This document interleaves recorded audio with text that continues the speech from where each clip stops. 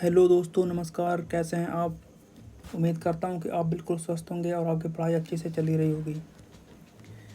तो आज मैं आप लोगों के लिए, जैसा कि आप लोग जानते हैं कि रेलवे में जेई की वैकेंसीज आई थी, तो उनका पेपर जस्ट 1-2 महीने बाद होने वाला है। तो उसके सिलेबस पे आज हम लोग थोड़ा सा डिस्कशन करने वाले हैं। उसके सिलेबस के बारे में आपको बिल्कुल 0 to 100, मतलब जो जितना हो सकेगा पूरा नॉलेज दिया जाएगा। कितने कितने क्वेश्चन कैसे कैसे पेपर में पूछेगा। तो हालांकि रेलवे इस टाइम वैकेंसीज थोड़ी सी कम दिया है, लाइक लोको पायलट में भी, आरआरबी जेई में भी। लेकिन इनका एक चीज़ सही लगा कि ये लोग जैसे एसएससी नहीं करवाता एग्ज़ाम कि हाँ हर साल एग्ज़ाम से पहले कैलेंडर लोग आउट कर देते हैं कि हाँ इस महीने में मेरा ये एग्ज़ाम होगा, ये पेपर होगा, लाइक सीजीएल हो गया, फिर सीपीओ हो गया। ऐसे रेलवे वाले भी एसएससी का काम भी करने की कोशिश कर रहे हैं कि वैकेंसी थोड़ी कमी सही बट हर साल लाएंगे। अगर ऐसा हो जाता तो सही रहता, क्योंकि मुझे अभी भी याद है पिछली बार जेई की वैकेंसीज अप्रॉक्स 5 साल हो गया, 2018 या 19 में आई थी। उस टाइम मेरा थर्ड ईयर था, मतलब पूरा नहीं हुआ था मेरा वो एजुकेशन। तो रेलवे का फॉर्म मैं नहीं फिल कर पाया था, बिल्कुल थर्ड ईयर में ही था। तो ये 5 साल बाद आई है वैकेंसी। तो आप अंदाज़ा लगा सकते हैं कि रेलवे वाले छात्रों के लिए कितनी कितनी थोड़ी सी दुख भरी उनकी कहानी होती है, क्योंकि वैकेंसीज बहुत ही ज़्यादा लेट आती है और वैकेंसी को क्लियर करते करते ये लोग 4 से 5 साल लगा देते हैं, है ना। लेकिन फ़िलहाल कुछ दिनों पहले इन्होंने थोड़ा सुधार लाने की कोशिश की है एसएससी को कॉपी करते हुए कि हर साल वैकेंसीज देंगे, भले ही थोड़ी सी कम देंगे। तो बिना आप लोगों का टाइम लॉस किए सीधे हम सिलेबस पे आते हैं। तो जैसे कि आप लोग जानते हैं कि जेई आरआरबी जेई रेलवे की जेई में 2 पेपर होते हैं। पहला होता है CBT 1, फिर दूसरा पेपर होता है CBT 2। फर्स्ट पेपर क्या होता है? नॉन टेक होता है। नॉन टेक में हर छात्र, मतलब जो नॉन टेक बैकग्राउंड जो मैक्सिमम छात्र होते हैं उनका थोड़ा सा वो बढ़ जाता है कि हाँ चांस कि हाँ इनका सिलेक्शन शायद टायर 1 निकल जाए। और टेक्निकल वाले छात्रों का हमेशा से प्रॉब्लम ही होता है, जब टेक्निकल वाले छात्रों का नॉन टेक सही नहीं तैयार रहता है, और जो नॉन टेक थोड़ा सा जिनका सही रहता है उनका टेक्निकल हल्का सा डैमेज रहता है, थोड़ा सा सही नहीं रहता है। तो इन दोनों नॉन टेक और टेक्निकल का दोनों का जो बैलेंस बना के चलेगा सिलेक्शन उसी का होगा इस बार रेलवे जेई में, है ना। तो जेई का सिलेबस आज हम लोग डिस्कस करना चाहते हैं, जिसका पेपर 1 है। पेपर 1 में क्या होता है कि जो मैथ होता है वो 30 क्वेश्चन पूछता है मैथ का, और रीजनिंग 25 क्वेश्चन, और जीएस जनरल साइंस। जीएस में आपका फिजिक्स हो गया, केमिस्ट्री हो गया, बायो। और इसमें बायो का थोड़ा सा रोल बढ़ गया है पिछले कई सालों से। हर एग्ज़ाम में, कोई भी एग्ज़ाम देख लीजिए, अगर 5 क्वेश्चन पूछ रहे हैं तो लगभग 3 क्वेश्चन अकेले बायो से रह रहे हैं, बाकी 2 क्वेश्चन मिला जुला करके फिजिक्स या केमिस्ट्री से आ रहे हैं। पिछले कई सालों से हर एग्ज़ाम का यही हाल हो गया है। तो जीएस का भी, जीएस में 30 क्वेश्चन पूछता है, बाकी जीके का ज़्यादा वेटेज नहीं है क्योंकि बस 15 ही क्वेश्चन पूछता है। तो कह सकते हैं थोड़ी सी सही है। जिनका जीएस जीके उतना सही नहीं तैयार रहता है उनके लिए थोड़ा सा ये प्लस पॉइंट है। मतलब जो मैथ वाले बैकग्राउंड से होते हैं उनके थोड़ा सा प्लस पॉइंट होता है ना। तो अगर आप मैथ, रीजनिंग और जीएस बस इतना ही सही कर लिए, आप इस पे ही फोकस कर लिए बढ़िया से, तो जेई का आरआरबी जेई का आपको पहला जो टायर 1 एग्ज़ाम है वो बिल्कुल क्वालिफाई हो जाएगा। बिल्कुल आपको कोई टेंशन लेने की ज़रूरत नहीं है ना। जी के जी सब हल्का फुल्का पढ़ते रहेंगे। देखिए मैं क्या कह रहा हूँ कि आपको एग्ज़ाम निकालने से मतलब है, नॉलेज तो भाई इकट्ठा करते रहना भाई। जब सिलेक्शन हो जाएगा आपको तो बाद में जितना नॉलेज इकट्ठा करना उतना नॉलेज इकट्ठा करते रहना, है ना। अभी आपका फोकस होना चाहिए सिर्फ एग्ज़ाम क्वालिफाई करने के लिए। और वो ना पढ़ो जिसमें तुम्हारा इंटरेस्ट हो, है ना। बहुत से छात्र होते हैं, बोलते हैं सर मुझे तो इंग्लिश पढ़ना अच्छा लगता है, या फिर रीजनिंग पढ़ना अच्छा लगता है, या फिर मैथ पढ़ना अच्छा लगता है। तो भाई अच्छा लगने की बात नहीं है, पढ़ो वो जो सिलेक्शन दिलाए, है ना। सिलेक्शन लेने से मतलब है भाई, क्योंकि भाई नॉलेज वाले कोई कुछ नहीं पूछने वाला भाई। नॉलेज लेकर के बैठे रहो कहीं पे भी, तुम कोई कुछ भी नहीं पूछेगा भाई। वो जब तुम सेलेक्टेड रहोगे, सिलेक्शन रहेगा तुम्हारे पास, तो वही हमेशा तुम्हारे काम आने वाला है।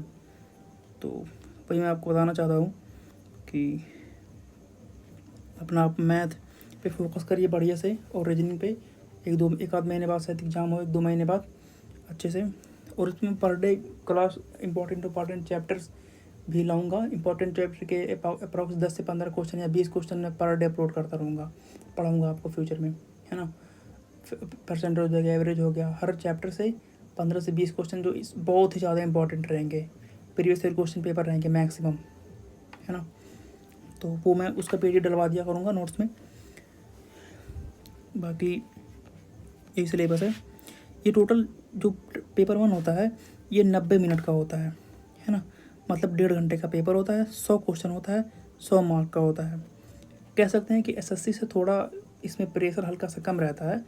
SSC में क्या होता है कि 100 क्वेश्चन 100 मार्क का होता है, और भाई SSC का लेवल ही आप लोग तो समझ ही रहे हैं कि कितना ज़्यादा वो हाई हो गया है इस टाइम में। तो ये 100 क्वेश्चन 100 मार्क का होता है और 1.5 घंटे का पेपर होता है पेपर 1। पेपर 1 जब निकल जाएगा आपका रिजल्ट आने के बाद, फिर पेपर 2 और पेपर 1 के बीच का जो गैप होता है वो अप्रॉक्स 3 to 4 मंथ का होता है ना। तो अगर आपका सिर्फ नॉन टेक अच्छे से तैयार है ना, टेक्निकल में सपोज दैट आप थोड़ा सा लैग कर रहे हैं, बहुत से ऐसे छात्र होंगे जो 1 साल 2 साल 3 साल पहले जिनका क्लास वो जो डिप्लोमा कर चुके हैं या फिर बीटेक कर चुके हैं, उनको थोड़ी सी दिक्कत होगी। तो भाई टेंशन लेने की कोई बात नहीं है। आप पहले क्या है कि आप टायर 1 पे फोकस करिए, है ना, पेपर 1 पे फोकस करिए। पेपर 2 को अभी बिल्कुल छोड़ ही दीजिए, आप पेपर 1 पे फोकस करिए। पेपर 1 आपका निकल जाता है और पेपर 1 और पेपर 2 के बीच में बिल्कुल 3 से 4 महीने का टाइम मिलता है, जिसमें आप पूरा अपना 100% दे करके पेपर 2 में आप एकदम अच्छा स्कोर कर सकते हैं, है ना। मैक्सिमम लड़के ऐसे होते हैं जिनका टेक्निकल जब का जो पोर्शन होता है वो बहुत स्ट्रांग होता है, लेकिन नॉन टेक में थोड़ा सा लैग करते हैं, तो ऐसा भी देखने को मिल जाता है। तो भाई मैं यही कहना चाहूँगा कि पेपर 1 पे पूरा अच्छे से फोकस करिए, और जो पेपर 2 हल्का फुल्का देते रहिए आधे घंटे में। ये नहीं कहूँगा कि बिल्कुल ही ना पढ़िए, थोड़ा थोड़ा पढ़ते भी रहिए। और पेपर 2 क्या है कि आप 3 से 3.5 महीने बिल्कुल अच्छे से तैयार कर सकते हैं। बहुत ब्रॉड सिलेबस नहीं है जेई का, जो टेक्निकल का है। 2-3 बुक, 1-2 बुक मैं बता दूंगा, जैसे वॉल्यूम 1 हो गया, वॉल्यूम 2 हो गया, है ना। ये सब बुक्स पढ़ लेंगे आप, बिल्कुल आपका पूरा 100% तैयार हो जाएगा टेक्निकल, कहीं जाने की ज़रूरत नहीं होगी।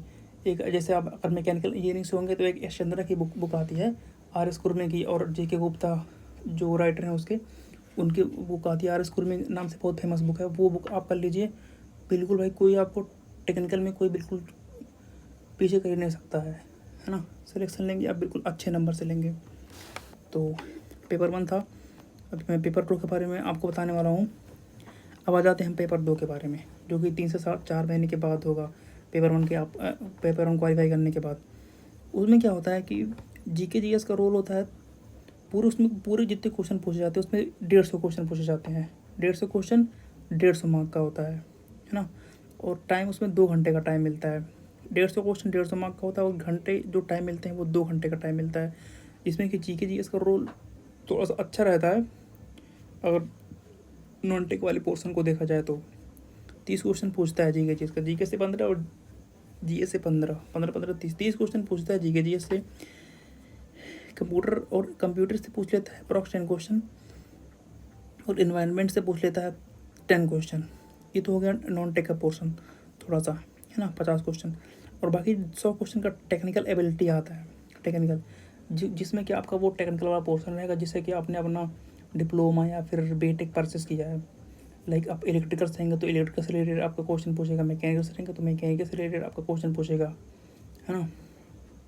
तो मैं आपको यही कहना चाहूँगा कि बिल्कुल लगे रहिए, और ये कोई छोटी मोटी वैकेंसी नहीं है, बहुत अच्छी खासी वैकेंसी है, और बिल्कुल बहुत ही अच्छा खासा रेलवे का जॉब तो आप लोग समझ ही रहे होंगे कितना आराम रहता है। बाकी अगर आप JEE में सिलेक्शन हो गए तो भाई क्या ही पूछना, सैलरी भी ठीक ठाक रहती है, और आराम तो भाई बिल्कुल बहुत अच्छा रहता है। कॉलोनी ठीक ठाक बाकायदा अच्छी खासी मिल जाती है ना।